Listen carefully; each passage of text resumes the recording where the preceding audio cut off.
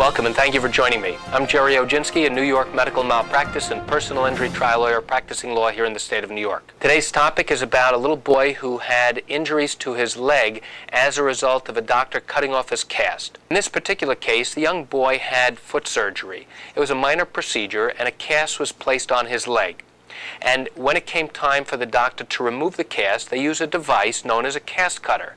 And the cast cutter, when used properly, is supposed to stop cutting the cast as soon as it releases from the pressure from cutting through the cast. And what happened in this particular case is that there were lacerations in the shape of the cast cutter directly under the cast where this was being removed. And the fascinating thing, it was not just once, but 2 or 3 different locations on the boy's leg where the injury had occurred.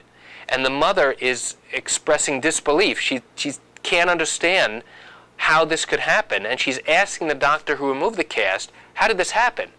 And the doctor says, it's not from the cast cutter. It must have been something else. Maybe the boy took some device and started scratching himself and when he was itchy with the cast.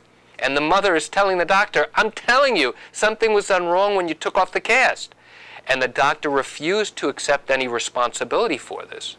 When the mother came to me with the boy and showed me the pictures, showed me the boy's leg, there was obviously a problem that had occurred, and it had to have occurred with some device that caused these linear lacerations.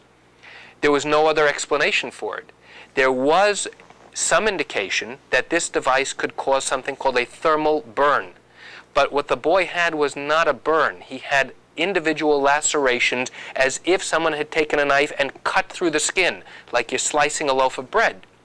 And the fascinating thing was that when I had an opportunity to question the doctor during the deposition, I asked how an injury like this can occur, and again the doctor gave every explanation except that it was his device and what he did that caused this injury. So what was the ultimate outcome of the case?